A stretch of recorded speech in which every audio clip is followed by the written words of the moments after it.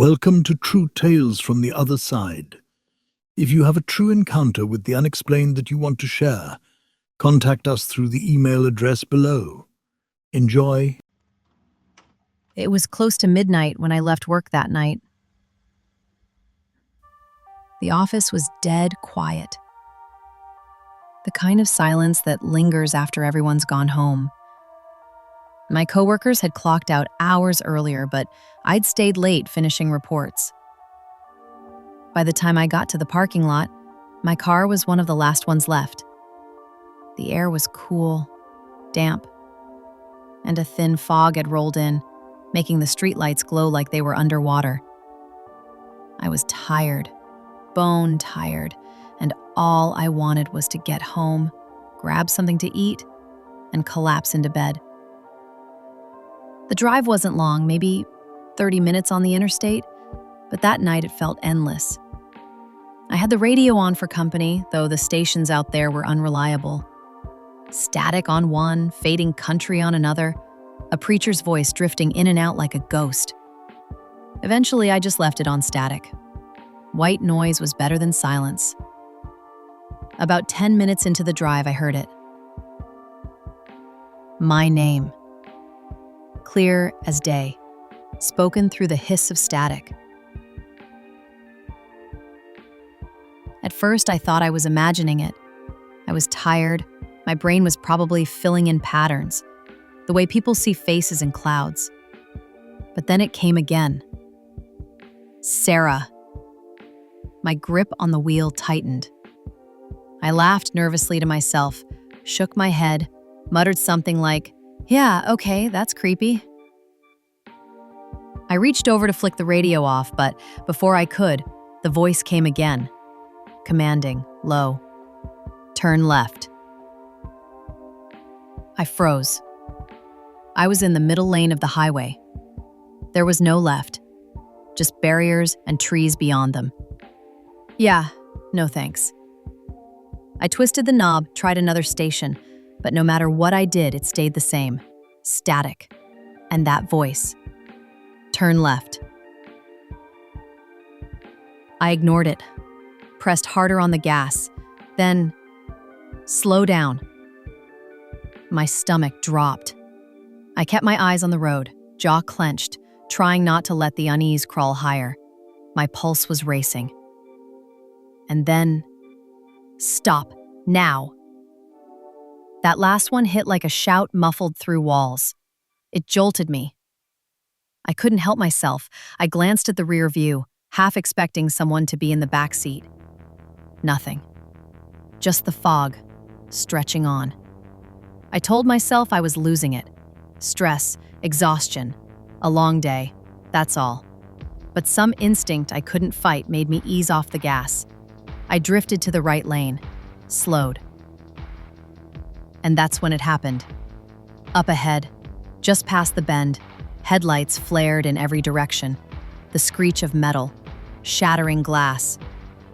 A tractor-trailer jackknifed across the highway. Cars slammed into it, one after another, sparks flung. If I'd kept going the way I was, well, like I say, I would have been in it, no question. Instead, I rolled to a stop just short of the wreck.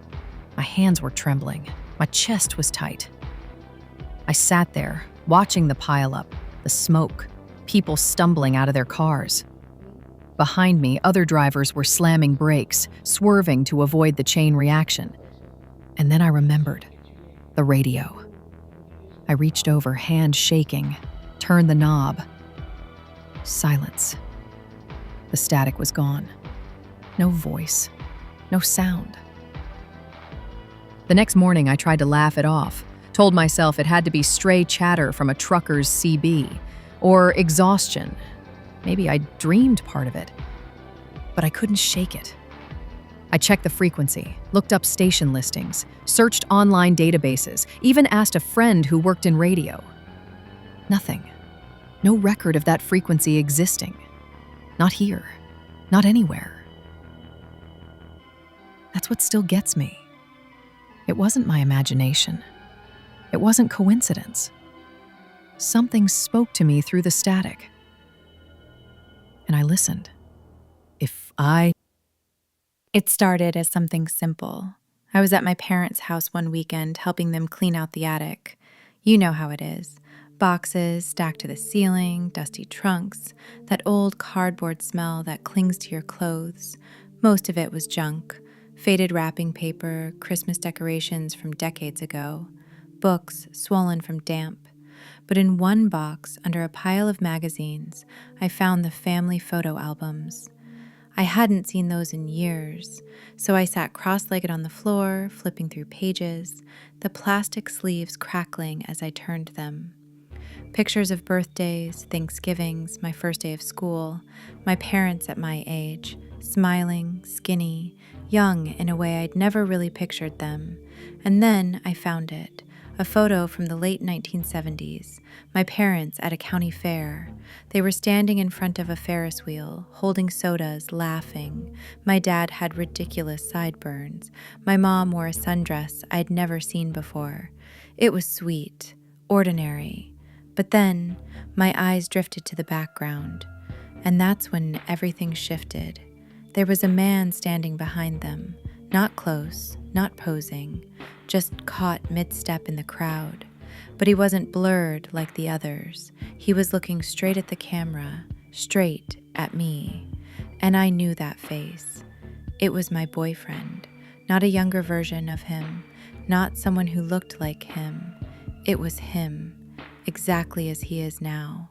Same hair, same jawline, same eyes, the faint scar above his eyebrow. Not older, not younger, just the same. My stomach dropped. I just stared at the picture, tracing his face with my finger. It didn't make sense. When my mom walked by, I tried to act casual, asked about the photo. She laughed, said it must have been taken around 78 or 79. She remembered the fair, the rides, the music, the fried food. She didn't remember the man in the background at all. Of course she didn't. Later that night, I brought the photo home. I couldn't stop looking at it. My hands were shaking when I finally showed it to him. "Do you see this?" I asked. "Do you see who that is?" He leaned in, studied the picture. His face went pale. It was like watching the blood drain from someone all at once. He didn't say anything at first, just stared. Finally, he whispered, "That looks like me." I laughed nervously, tried to brush it off.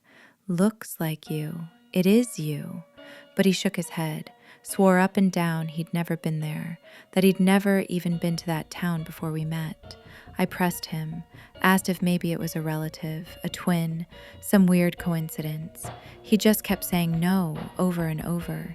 His voice cracked when he said it the last time, and I could tell he wasn't lying. That photo still sits in my desk drawer, sealed in a plastic sleeve. I've looked at it 100 times, hoping to find some clue. A trick of the light, a smudge in the photo, anything that could explain it away. But it doesn't change. It's him. Quiet, fading delivery. A man who shouldn't have been there, standing in the background of my parents' life, staring right at me decades before. It was a Saturday in late spring when it happened. My boyfriend and I had been touring open houses just to see what was out there. We weren't in a hurry to buy, but it was something fun to do on weekends. Dream a little, argue over floor plans, picture what life could look like. That day, we'd already seen 3 houses, all of them forgettable. Beige walls, cookie-cutter layouts, prices that made us laugh. We were about to call it a day when we saw it. A Victorian. Lahore, elegant, with a wraparound porch and spindled railings. The kind of house you see in magazines. The for sale sign out front looked ordinary enough, though I didn't remember seeing this listing online. We parked at the curb, exchanged a quick glance, and went inside. From the moment I stepped through the front door, I knew something was different. Not in a bad way, just strange. Everything was pristine, like it had been preserved, polished, cared for meticulously. But it was all decades out of step with the world outside. The wallpaper was patterned, bold, the kind of thing you'd expect in the 1960s. A rotary phone sat on a hallway table, its cord neatly coiled. In the kitchen, the appliances gleamed, but they were avocado green. It felt like walking into a photograph, not dab, not old, not neglected, just untouched. My boyfriend whispered that it looked staged, like a movie set. I couldn't shake the feeling that if I opened the fridge, there'd be milk and eggs inside. And the air. It didn't smell musty. It didn't smell of dust or age. It smelled like lemon polish. Clean. Alive. We wandered from room to room, quietly in awe. At one point, I thought I heard a floorboard creak upstairs, even though we hadn't gone up yet. My boyfriend heard it too. We laughed it off, but the sound followed us. Soft steps above, like someone moving just out of sight. When we circled back to the foyer, there she was. A woman, maybe in her 40s. Crisp blazer, polite smile. She introduced herself as the agent, said she'd just stepped outside for a moment. She asked what we thought of the property, and I remember saying, "It's beautiful. It's perfect. It feels alive." Marker, she smiled in a way I couldn't read, then handed us a brochure. Glossy paper, black and white photo of the house on the front. "If you're serious," she said, "you can call me." We tucked it into my bag, thanked her. The photo on the front was faded, grainy, more like a newspaper clipping than a sales brochure. There was no phone number, no details, just the name of the street and the year. 1967. My boyfriend swore he'd seen a number on it when she handed it to us, but it wasn't there anymore. Axlum Palco. Weeks later, curiosity got the better of us. We drove back to that street, parked in the same spot, walked the same block, but the house wasn't there. Nalor Huen. The lot was empty, overgrown with weeds and saplings, no foundation, no remnants of a porch or walkway. Nebavier Havo. We asked a neighbour if they remembered the Victorian that used to stand there. The man looked at us like we'd lost our minds. Nebavier has said no house had been on that lot for as long as he'd lived there. Nebavier men had wives. Said the land had been vacant since at least the 70s. Nebavli publicly. He said, we laughed it off on the drive home, but it wasn't funny. Not really. A hago. A hago. Hagoha. Mania acro yext. The strangest part? A seshes. Every now and then, when we're driving around that part of town, I feel it. Sagos clavet. That tug, that pull. Wehoe and trace like linked. Like the house is still out there. Sagos chase. Waiting. Sothero, calling us back. A housegavan. When havacho ele ma, sometimes checking. Housegavan hate that. And I know, I think into that Tammy. Sakalish maskusla. If we ever step through that door again, we might not come back out. Thanks for listening. Remember to like and subscribe so you don't miss the next set of tales from the other side. Submit your story to the email below. And remember, nothing is what it seems.